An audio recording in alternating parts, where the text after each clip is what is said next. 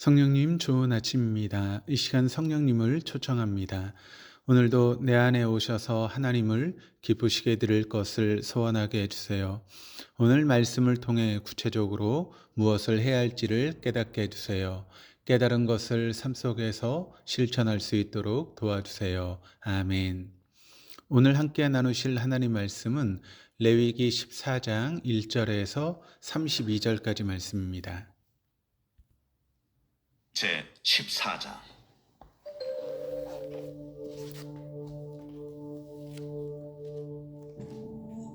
여호와께서 모세에게 말씀하여 이르시되, 나병 환자가 정결하게 되는 날의 규례는 이러하니 곧 그 사람을 제사장에게로 데려갈 것이요 제사장은 진영에서 나아가 진찰할지니 그 환자에게 있던 나병 환부가 나았으면 제사장은 그 정결함을 받을 자를 위하여 명령하여 살아있는 정결한 새 2마리와 백향목과 홍색 실과 우슬초를 가져오게 하고, 제사장은 또 명령하여 그 새 하나는 흐르는 물 위 질그릇 안에서 잡게 하고, 다른 새는 산채로 가져다가 백향목과 홍색 실과 우슬초와 함께 가져다가 흐르는 물 위에서 잡은 새의 피를 찍어 나병에서 정결함을 받을 자에게 7번 뿌려 정하다 하고, 그 살아있는 새는 들에 놓을지며, 정결함을 받는 자는 그의 옷을 빨고 모든 털을 밀고 물로 몸을 씻을 것이라. 그리하면 정하리니 그 후에 진영에 들어올 것이나 자기 장막 밖에 이래를 머무를 것이요 7째 날에 그는 모든 털을 밀되 머리털과 수염과 눈썹을 다 밀고 그의 옷을 빨고 몸을 물에 씻을 것이라. 그리하면 정하리라. 8째 날에 그는 흠없는 어린 순양 2마리와 1년 된 흠없는 어린 암양 1마리와 또 고운 가루 10분의 3 에바의 기름 섞은 소재물과 기름 1녹을 취할 것이요 정결하게 하는 제사장은 정결함을 받을 자와 그 물건들을 회막문 여호와 앞에 두고 어린 순양 1마리를 가져다가 기름 1녹과 아울러 속건제로 들이되 여호와 앞에 흔들어 요제를 삼고, 그 어린 순양은 거룩한 장소 곧 속죄제와 번제물을 잡는 곳에서 잡을 것이며, 속건제물은 속죄제물과 마찬가지로 제사장에게 돌릴지니 이는 지극히 거룩한 것입니다. 제사장은 그 속건제물의 피를 취하여 정결함을 받을 자의 오른쪽 귓뿌리와 오른쪽 엄지 손가락과 오른쪽 엄지 발가락에 바를 것이요 제사장은 또 그 한 목의 기름을 취하여 자기 왼쪽 손바닥에 따르고 오른쪽 손가락으로 왼쪽 손에 기름을 찍어 그 손가락으로 그것을 여호와 앞에 7번 뿌릴 것이요 손에 남은 기름은 제사장이 정결함을 받을 자의 오른쪽 귓뿌리와 오른쪽 엄지 손가락과 오른쪽 엄지 발가락 곧 속건제물의 피 위에 바를 것이며, 아직도 그 손에 남은 기름은 제사장이 그 정결함을 받는 자의 머리에 바르고, 제사장은 여호와 앞에서 그를 위하여 속죄하고, 또 제사장은 속죄제를 드려 그 부정함으로 말미암아 정결함을 받을 자를 위하여 속죄하고, 그 후에 번제물을 잡을 것이요 제사장은 그 번제와 소제를 제단에 드려 그를 위하여 속죄할 것이라. 그리하면 그가 정결하리라. 만일 그가 가난하여 그의 힘이 미치지 못하면 그는 흔들어 자기를 속죄할 속건제를 위하여 어린 순양 1마리와 소제를 위하여 고운 가루 10분의 1 에바에 기름 섞은 것과 기름 1녹을 취하고, 그의 힘이 미치는 대로 산비둘기 2이나 집비둘기 새끼 2를 가져다가 하나는 속죄제물로 하나는 번제물로 삼아 8째 날에 그 결례를 위하여 그것들을 회막문 여호와 앞 제사장에게로 가져갈 것이요 제사장은 속건제의 어린 양과 기름 1녹을 가져다가 여호와 앞에 흔들어 요제를 삼고, 속건제의 어린 양을 잡아서 제사장은 그 속건제물의 피를 가져다가 정결함을 받을 자의 오른쪽 귓뿌리와 오른쪽 엄지손가락과 오른쪽 엄지발가락에 바를 것이요 제사장은 그 기름을 자기 왼쪽 손바닥에 따르고 오른쪽 손가락으로 왼쪽 손에 기름을 조금 찍어 여호와 앞에 7번 뿌릴 것이요 그 손의 기름은 제사장이 정결함을 받을 자의 오른쪽 귓뿌리와 오른쪽 엄지손가락과 오른쪽 엄지발가락 곧 속건제물의 피를 바른 곳에 바를 것이며, 또 그 손에 남은 기름은 제사장이 그 정결함을 받는 자의 머리에 발라 여호와 앞에서 그를 위하여 속죄할 것이며, 그는 힘이 미치는 대로 산비둘기 한 마리나 집비둘기 새끼 한 마리를 드리되, 곧 그의 힘이 미치는 대로 한 마리는 속죄죄로 한 마리는 소제와 함께 번제로 드릴 것이요, 제사장은 정결함을 받을 자를 위하여 여호와 앞에 속죄할지니, 나병 환자로서 그 정결 예식에 그의 힘이 미치지 못한 자의 규례가 그러하니라. 오늘 본문은 나병 환자가 정결하게 되는 날의 규례에 대해서 증거하고 있습니다. 13장에서 우리가 살펴보았듯이 본문에서 언급하고 있는 나병은 넓은 의미에서 악성 피부병입니다. 그래서 새 번역과 공동 번역은 나병을 악성 피부병으로 번역하고 있습니다.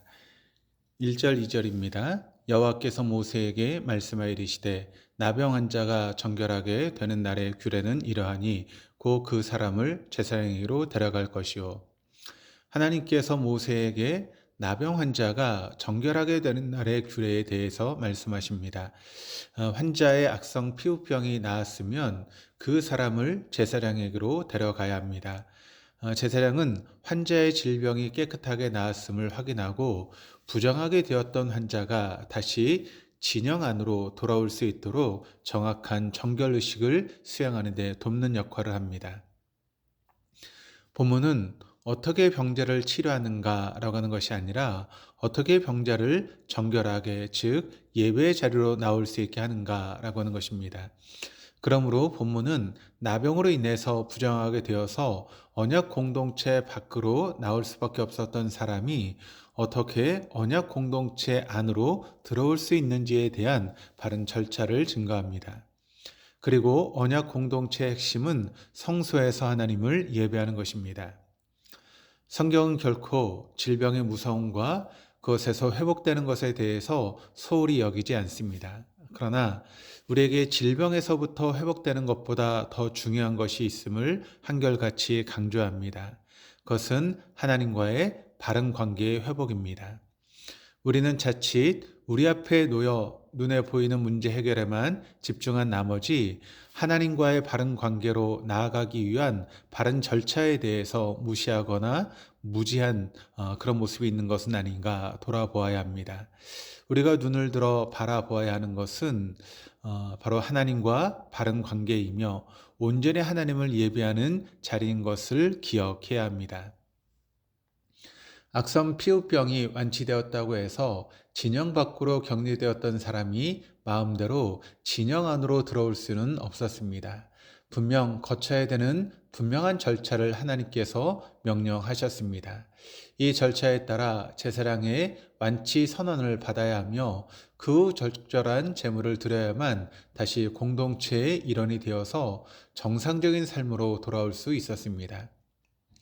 진행되는 예식의 순서를 보면 먼저 진영 밖에서 진행되며 그가 치유되었으면 진영 안으로 들어오는 것을 허락하고 최종적으로 성소에서 정결 절차를 마무리하게 됩니다.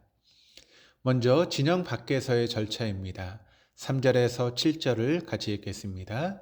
제사장은 진영에서 나가 진찰할지니 그 환자에게 있던 나병 환부가 나았으면 제사장은 그 정결함을 받을 자를 위하여 명령하여 살아있는 정결한 새 2마리와 백향목과 홍색실과 우슬초를 가져오게 하고, 제사장은 또 명령하여 그 새 하나는 흐른 물 위에 질그릇 안에서 잡게 하고 다른 새는 산채로 가져다가 백향목과 홍색실과 우슬초와 함께 가져다가 흐른 물 위에서 잡은 새의 피를 찍어 나병에서 정결함을 받을 자에게 7번 뿌려 정하다 하고 그 살아있는 새는 들에 놓을지며, 만일 어떤 사람이 나병, 즉 악성 피부병에서 회복되었으면 먼저 제사장에게 진영 밖에서 자신을 진찰해 줄 것을 요청해야 합니다.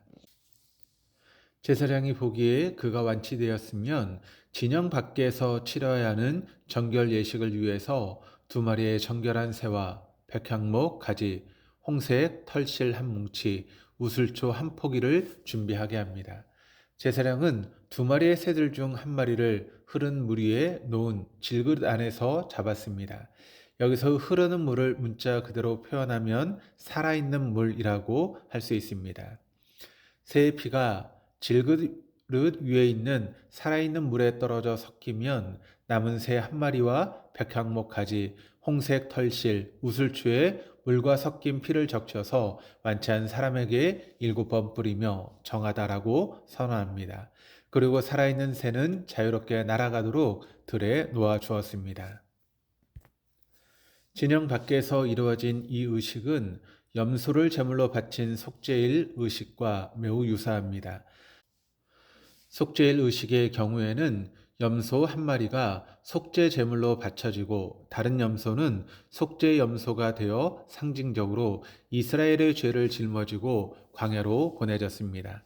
죽은 염소의 피가 죄를 대속하고 광야에 풀어준 염소가 죄를 짊어지고 떠나 죄가 잊혀지는 것을 뜻하는 것처럼 나병에서 완치된 사람이 부정에서 정결로 회복되기 위해서는 한 생명이 죽음으로 그의 부정을 대신해야 하며 그의 부정은 죽은 새의 피를 통해 살아있는 새에게 옮겨지고 그 새가 떠나감으로 다시는 그런 부정했던 것이 기억되지 않는 것을 상징합니다.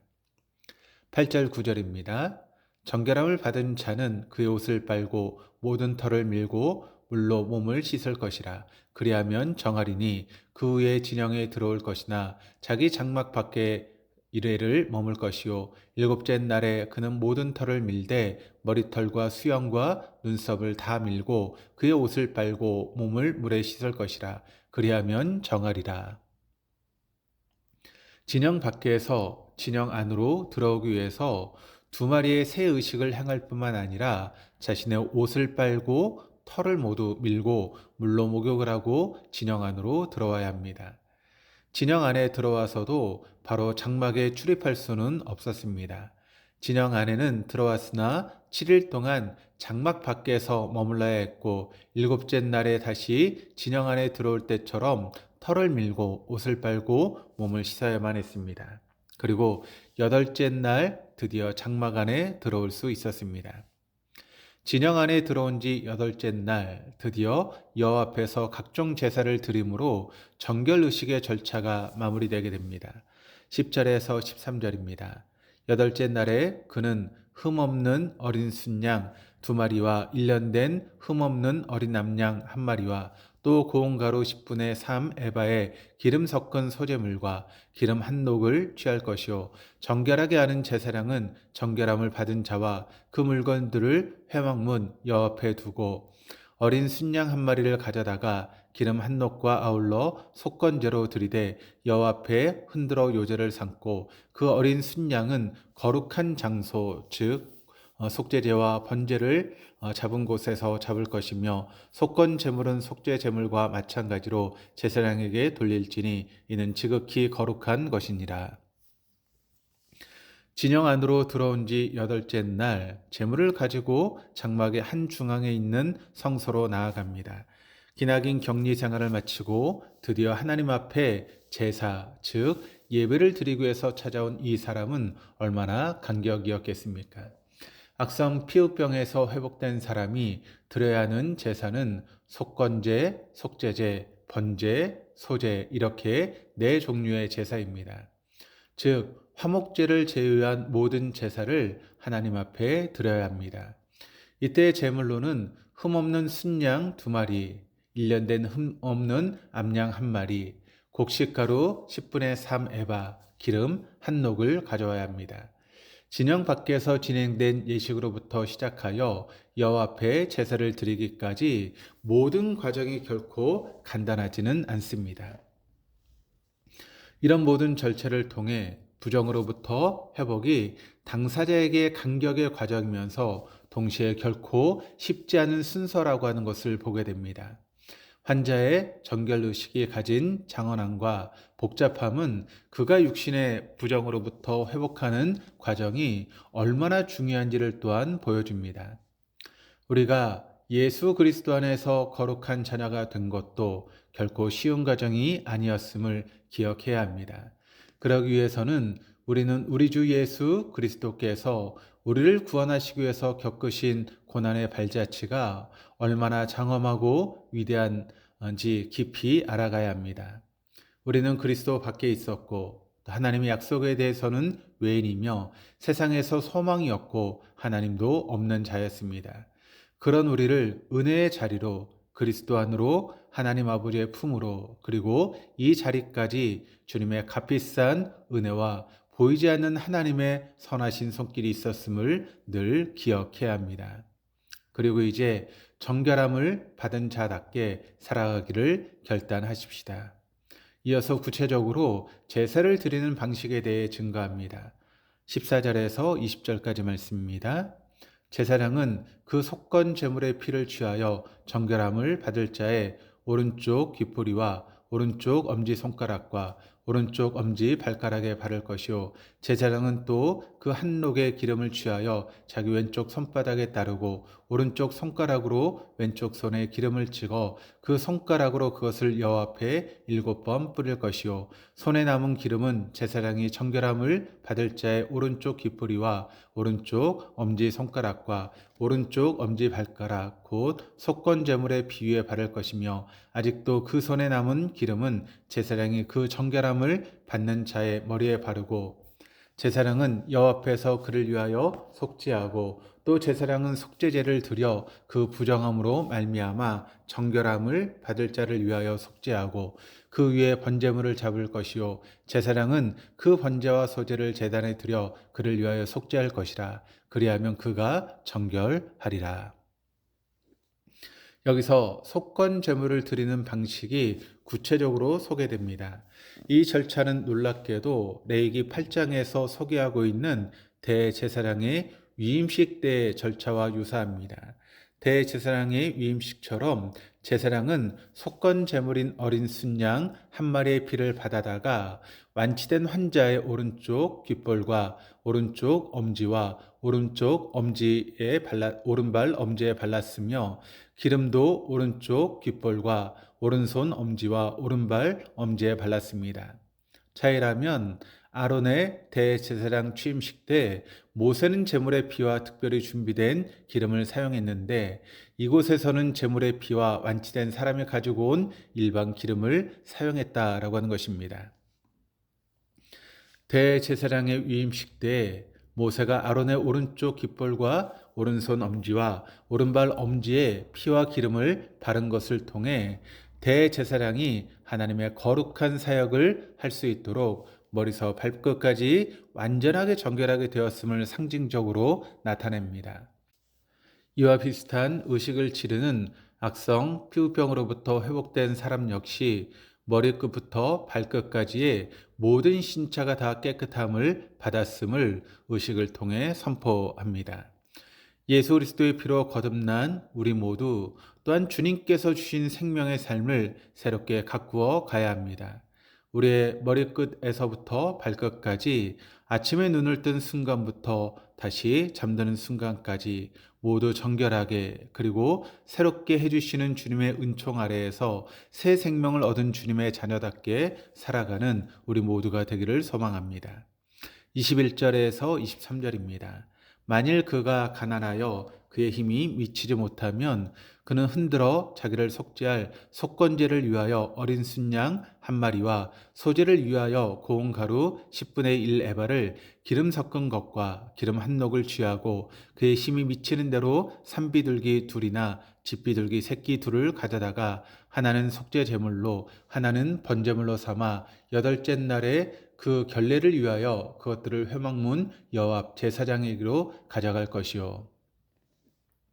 21절부터 32절은 피부병에서 완치된 사람이 가난하여 3마리의 짐승을 제물로 드리기 어려울 경우에 대해 증거합니다. 속건제는 다른 사람들처럼 순양 한 마리를 동일하게 드려야 하지만 속죄제와 번제는 비둘기를 사용할 수 있었습니다. 소제로 바칠 곡물도 10분의 3 에바 대신 10분의 1 에바를 가져오면 됩니다. 모든 제물의 규모가 줄어들었으나 속건제로 드리는 순양만큼은 예외였습니다. 가난한 사람이나 부자나 속건 재물은 같아야 하며 앞서 살펴본 절차와 동일하게 속건 재물로 머리부터 발끝까지 정결하게 되었음을 상징하는 의식을 치러야 합니다. 진영 밖에서 부정한 삶을 살아가던 나병 환자가 성소에서 하나님을 예배하는 회복의 은총을 누리듯 죄 많고 부정하여 우리를 구원하시기 위해서 예수 그리스도께서 고난 당하셨음을 우리가 기억하십시다.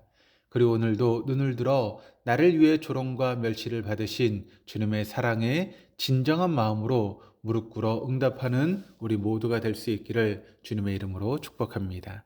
기도하시겠습니다. 하나님 아버지, 오늘도 우리를 거룩한 주님의 자녀로 불러주심에 감사드립니다. 주님께서 허물과 죄 많은 우리를 구원하시기 위해서 조롱과 멸시를 받으셨음을 기억하며 주님의 사랑에 무릎 꿇어 응답하는 오늘 하루 되기를 소망합니다. 나병으로 인해 진영 밖에서 죽은 자와 같이 부정한 삶을 살아왔던 사람이 몸이 회복되어 정결 예식을 따라 성소에 들어가 하나님 앞에 예배 드릴 때에 깊은 감격과 감사를 주님께 올려드렸던 것처럼 오늘도 우리를 머리끝부터 발끝까지 정결하게 해주시는 주님의 보혈을 의지하며 눈을 들어 주님과 동행하는 삶을 살아가게 하여 주옵소서.